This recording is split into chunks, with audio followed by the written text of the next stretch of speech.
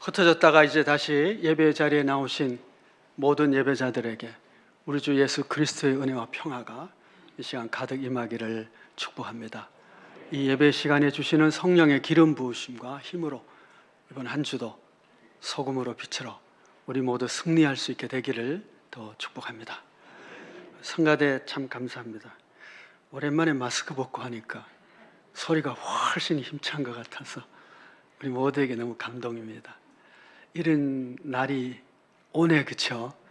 예, 마스크를 다 벗는 날이 또 곧 오서 우리 모두가 마음껏 찬양하고 또 교제하고 그런 날이 속히 올 수 있기를 소망하며 기도합니다.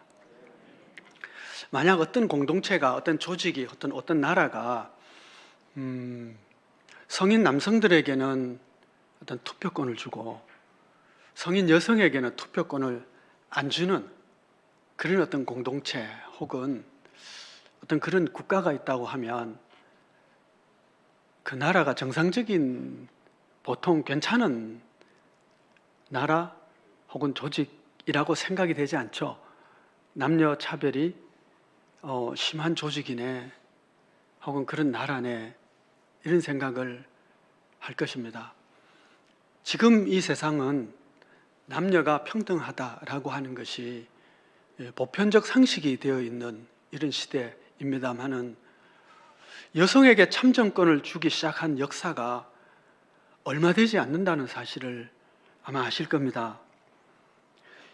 영국에서는 1918년이 돼서야 여성에게 참정권을 주었고 우리나라는 1948년, 꽤 괜찮은 나라인 유럽의 스위스는 1971년이 되어서야 여성 참정권이 주어졌습니다. 그러니까 인류 역사 가운데 살펴볼 때에 20세기 들어와서야 남녀가 동등한 권한을 가지고 참정권을 가지고 선거에 참여할 수 있게 되었다는 걸 생각하면 얼마나 긴 세월 동안 이 남녀의 차별을 하는 그런 역사 속에서 살아왔는지를 우리가 알 수가 있습니다. 거짓 경건과 참된 경건에 대한 이야기를 이어가던 야고보가 1장에서는 개인적인 경건과 개인적인 거짓과 참된 경건을 이야기하시고 이제 2장에 들어오시면서는 공동체에 일어나고 있는 이 차별의 문제를 언급하고 있습니다.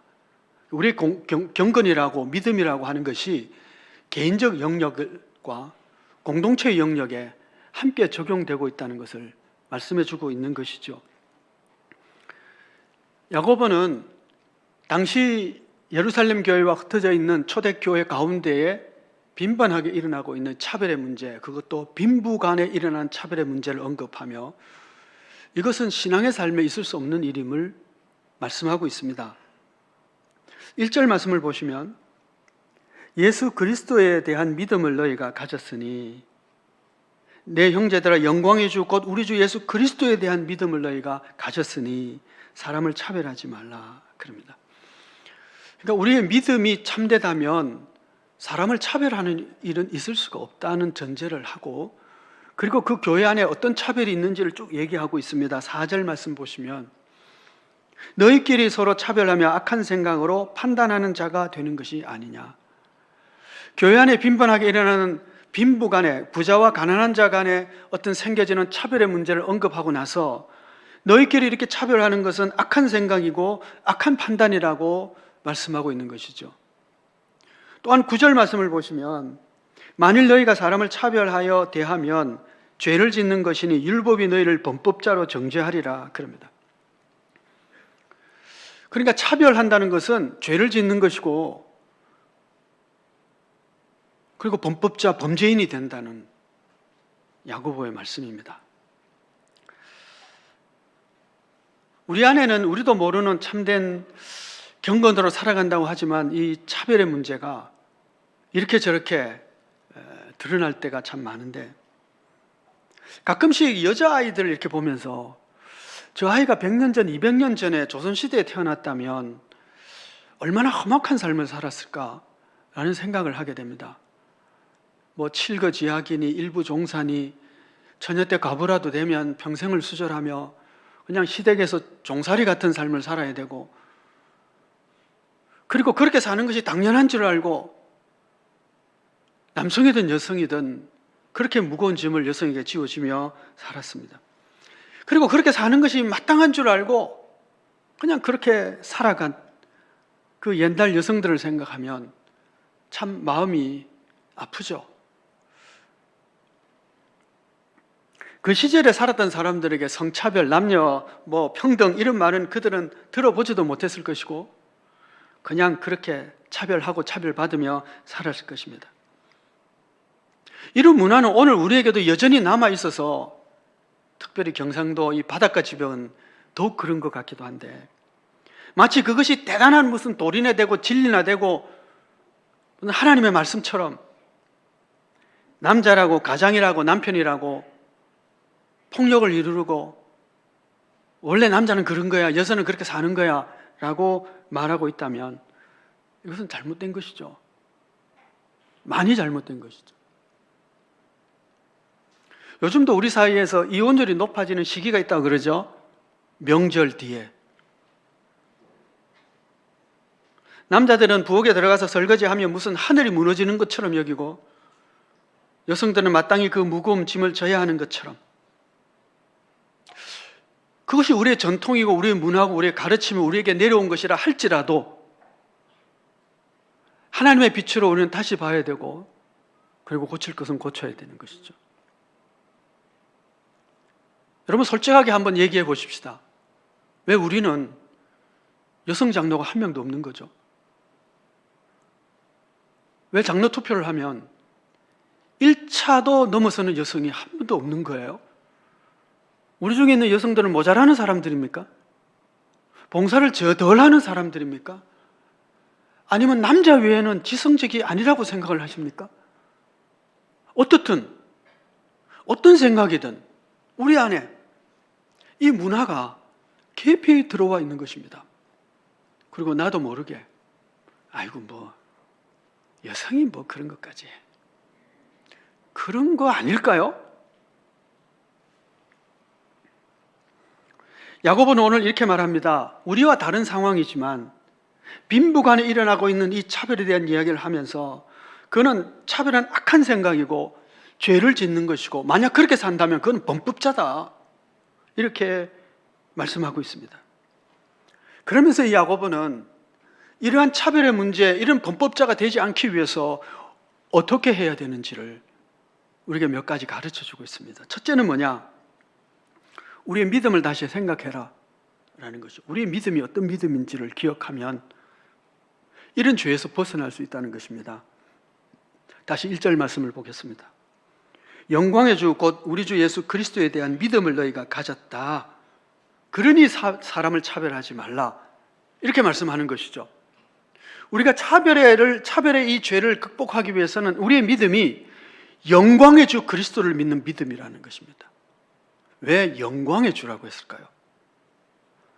영광이라는 단어를 국어사전을 찾아봤습니다. 그랬더니 빛나고 아름다운 빛이다 이렇게 설명을 했더라고요. 영광의 주라는 얘기는 빛나고 아름다운 빛의 주님이 우리 예수님이고 우리 예수님은 그렇게 아름다운 빛의 사람인 것을, 빛의 하나님인 것을 우리가 믿는다라고 하는 것이죠. 어젠가요 그저께인가요 새벽기도 본문이 요한복음 3장 20절이었습니다. 그리고 본문은 이랬습니다.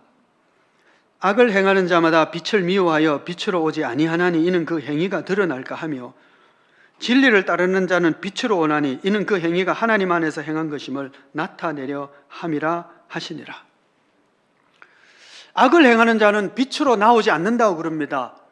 빛을 오히려 미워한다고 그러죠. 왜냐하면 그 행위가 다 드러날 것이기 때문입니다. 당연하죠. 빛 가운데로 나오면 그의 모든 것이 다 드러날 것입니다. 그의 수치, 잘못, 더러움, 우리 안팎에 있는 모든 것들이 다 드러날 것입니다. 그게 싫다는 거예요. 그래서 나오지 않는 사람이 있는가 하면 나오는 사람이 있다는 거죠. 나오는 사람이 주 예수 그리스도를 따르는 자죠. 그러면 그 사람은 죄가 없어서 안 나오는 것일까요? 허물이 없어서 주님 앞에 나오는 걸까요? 아니죠. 영광의 하나님이지만 그 빛 앞에 나오면 나의 모든 허물이 다 드러날 것이지만 그래도 주님 앞에 나오는 거예요. 왜냐? 그렇게 나와서 내 허물을 알아야 회개하고 그리고 고쳐주시는 주님으로 말미암아 그 은혜로 우리가 새로워지고 거룩해질 수 있기 때문에 주님 앞에 나오는 것입니다.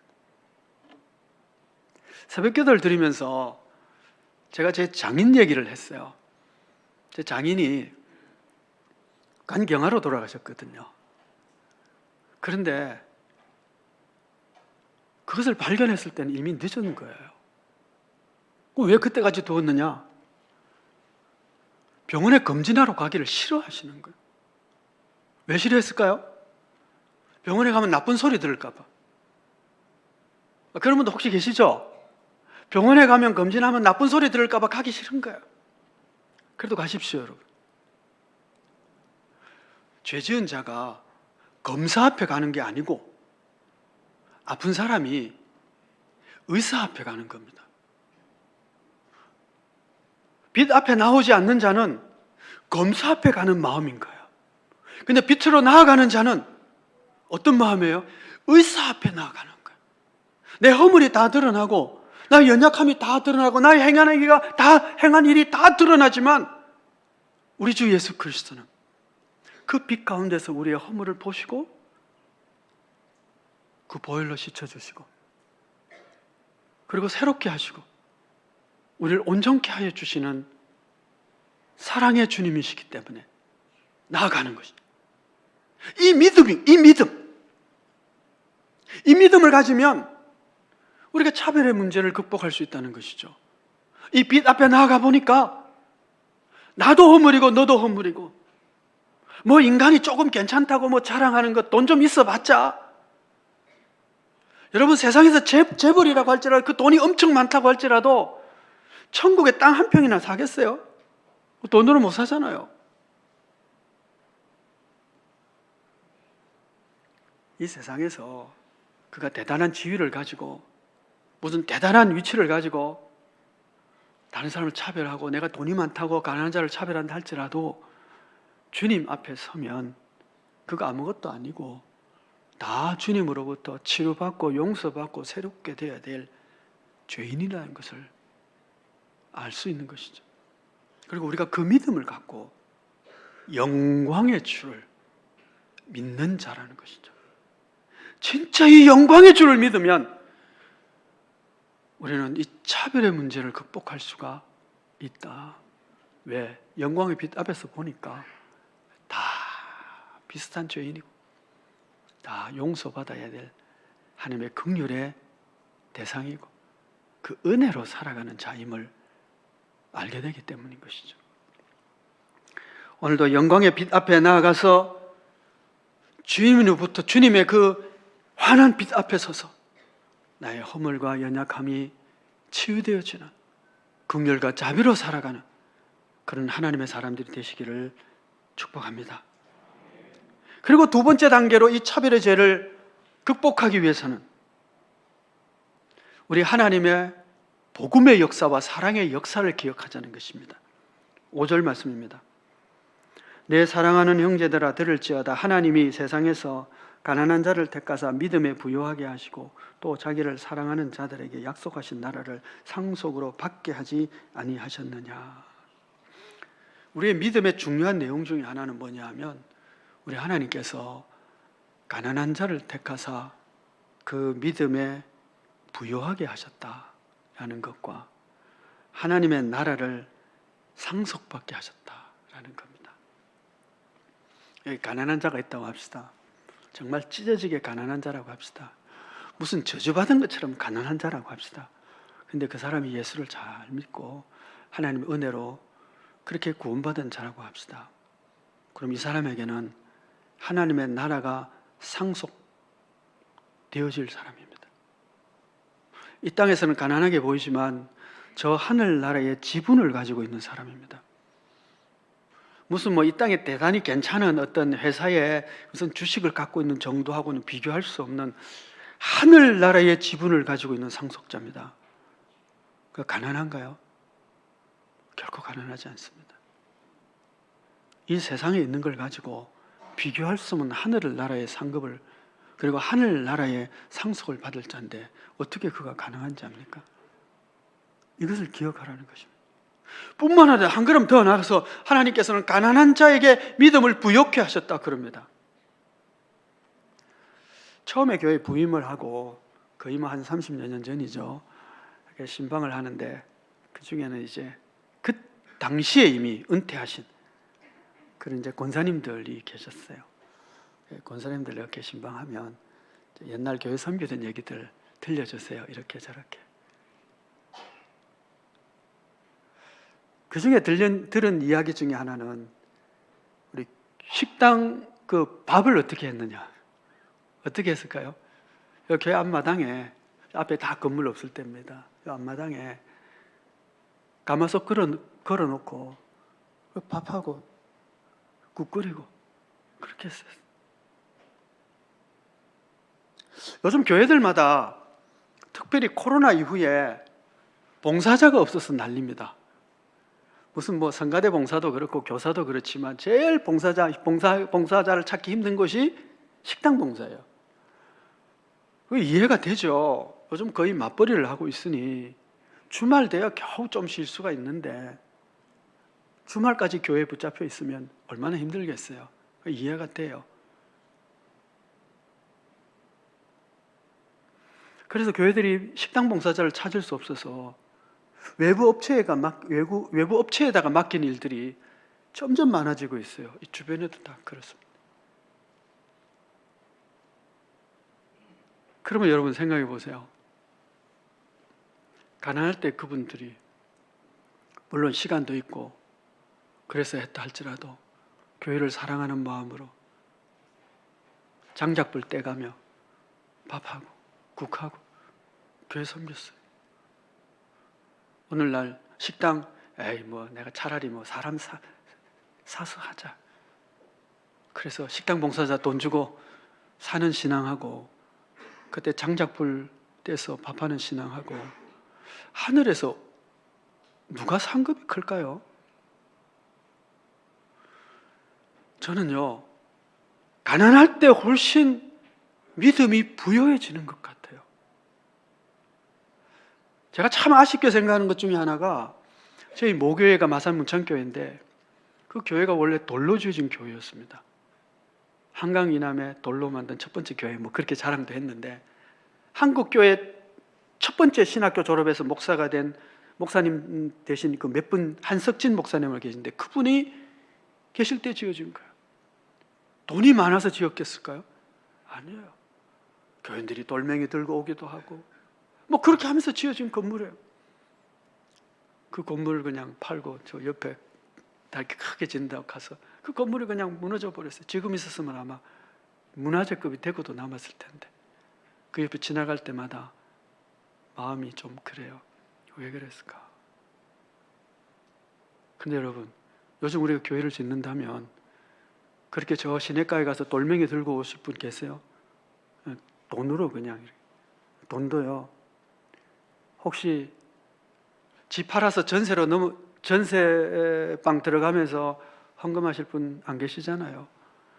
혹시 아파트 40평에 사는데 30평 아파트 이사하면서 헌금하실 분 없잖아요.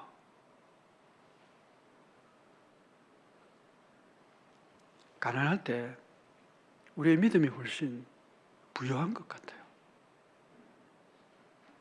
그러니 여러분, 오늘 우리 가운데 가난한 자가 있다고 해서 차별하면 안 되죠. 하나님은 그 가난한 자에게 더 믿음의 부유함을 주시고 하늘나라를 상속받게 주셨는데요. 우리 가운데 어떤 차별이 있다고 합시다. 남녀 차별이 있다고 합시다. 여성에 대한 차별을 했다고 합시다. 교회 여성들의 봉사가 없으면 한국교회가 지금까지 세워지질 않았을 겁니다. 기도의 자리에 여성들이 훨씬 많습니다. 중보기도의 자리에 여성들이 훨씬 많습니다. 근데 왜 인정해 주지 않나요? 우리의 문화가, 우리의 전통이, 우리의 관습이 우리를 그렇게 만들고 있지 않나요? 그리고 그것이 당연한 것처럼. 그런데 생각해 보면 가난한 자들에게 믿음을 부여케 하셨어요.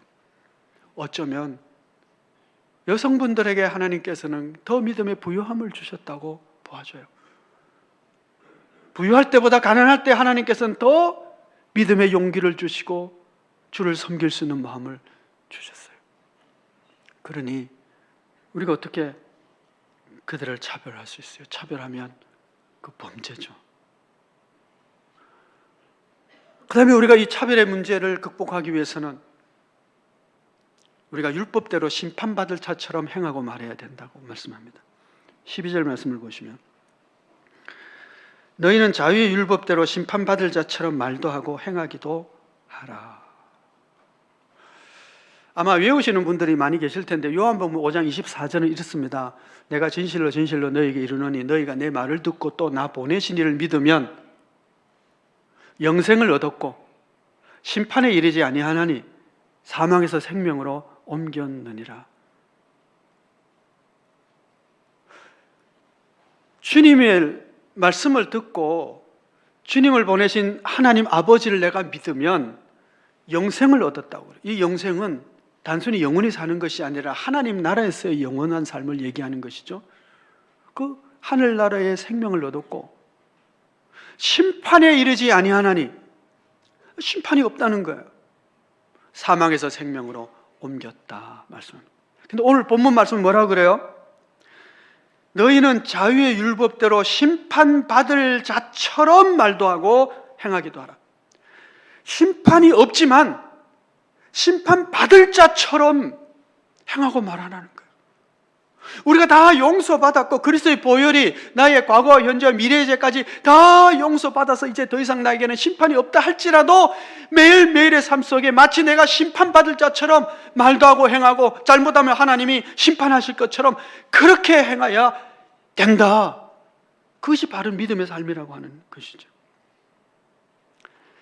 미국 프로농구 NBA의 아주 유명한 전설 같은 선수죠. 마이클 조던. 아시는 분들은 나에게 좀 있어야 하실 텐데 그 자서전에서 이렇게 얘기했습니다. 연습할 때는 실제 경기라는 생각으로 했고 막상 경기에서는 연습처럼 즐겼다. 연습할 때마다 그 연습이 실제 경기인 것처럼 그렇게 하는 거예요. 연습은 실전처럼 뭐 그렇게 운동선수들에게 말하잖아요. 진지하게 연습을 하는 거예요. 마치 경기하는 것처럼. 그처럼 너희가 마치 심판받을 자처럼 매일매일 그렇게 하나님의 말씀에 따라 진지하게 순종으로 그렇게 살아야 한다라고 하는 말씀입니다. 그런데 여러분, 우리가 아무리 진지하게 열심히 심판받을 자처럼 조심해 산다 할지라도 우리는 실수와 허물이 많은 자입니다. 그렇죠? 그래서 이어지는 말씀과 함께 읽어야 됩니다. 13절 말씀. 긍휼을 행하지 아니하는 자에게는 긍휼 없는 심판이 있으리라. 긍휼은 심판을 이기고 자랑하느니라. 우리 모두가 심판받을 자처럼 행하는데 그때는 항상 조심스럽게 하지만 그럼에도 불구하고 내가 알게 모르게 저지르는 죄에 대해서는 그 죄는 어떻게 씻는다고요? 긍휼이 심판을 이긴다고 했으니 우리 삶 가운데 긍휼과 자비를 베풀면서 하는 것입니다. 그것이 심판받을 자처럼 살아가는 모습입니다. 경건하게 말씀대로 살게 힘쓰되 그렇게 말하고 행동하되 긍휼과 자비를 더하면서 하는 것이죠. 그것이 심판받을 자처럼 말하고 행하는 것입니다. 얼마 전에 통계를 보니까 남녀 대학생들에게 이런 문제를 물었어요.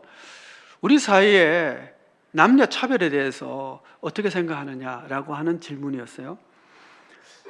첫 번째는 여성 차별에 대해서 심각하다고 생각하느냐 아니냐 이렇게 물었는데 여성 차별의 심각성에 대해서는 남자 대학생들은 21%가 그렇다고 그랬습니다.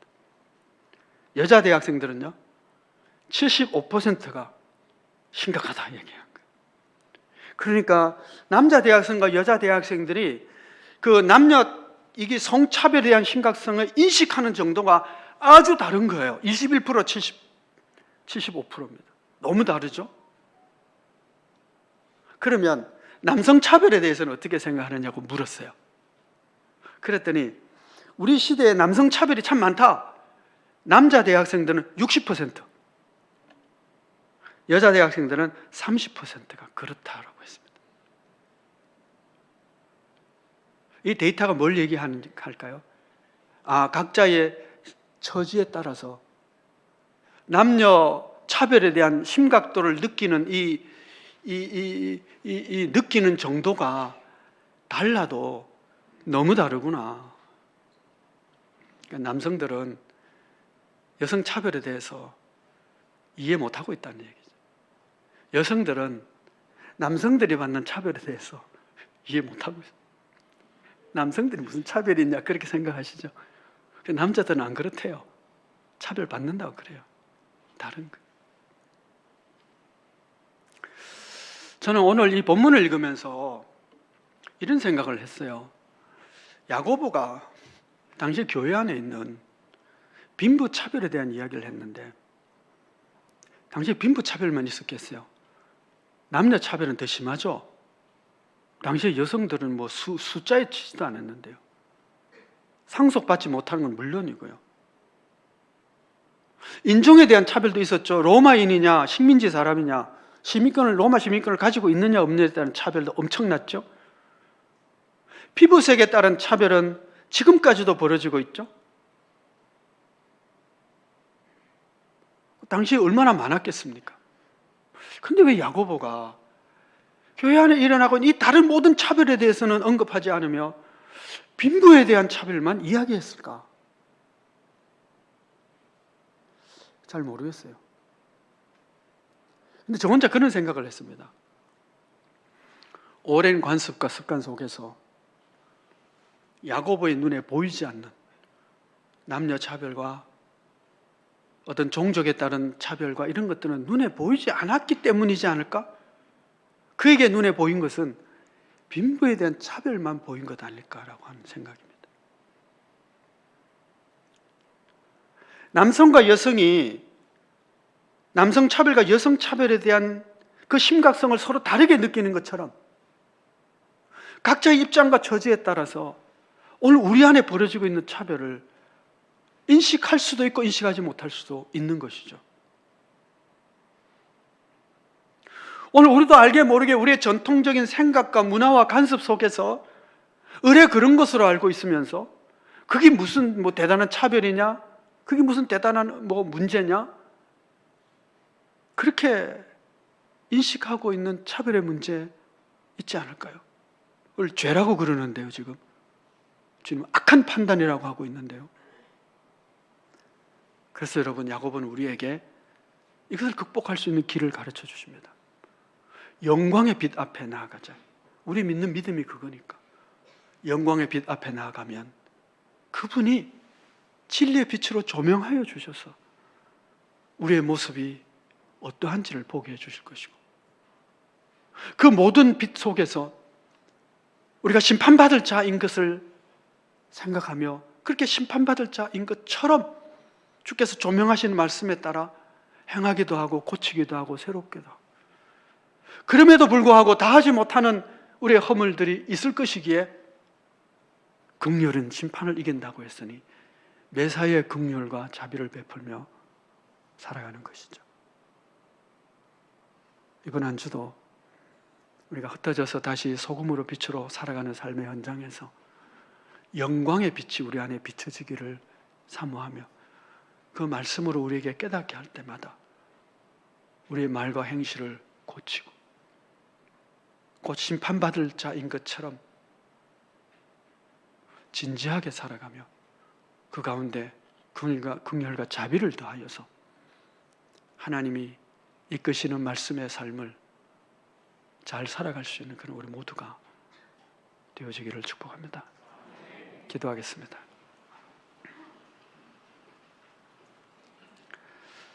은혜로우신 아버지 하나님, 우리는 연약하고 무지해서 우리 안에 벌어지고 있는 완악한 판단과 차별의 문제를 다 알지 못합니다. 혹은 안다고 해도 문화와 간섭이라고 그를 별거 아닌 것으로 넘길 때도 참 많습니다. 이런 것들이 악한 판단이고 죄고 이것을 행하면 범법자가 된다고 말씀하여 주셨으니 주님, 이번 한 주도 성령의 빛을 비춰주시고 말씀으로 조명하여 주셔서 우리의 허물과 죄가 드러나게 하시고 알게 하여 주시고 깨닫게 하여 주시고 보혈의 군수로 씻어 정결케 하시되 이번 한 주라도 심판받을 자처럼 말하고 행하며 긍휼로 심판을 이기는 이 길을 걸어가는 하나님의 사람들이 되게 하여 주옵소서. 예수 그리스도의 이름으로 기도하옵나이다. 아멘. 찬송가 595장 함께 찬송하겠습니다.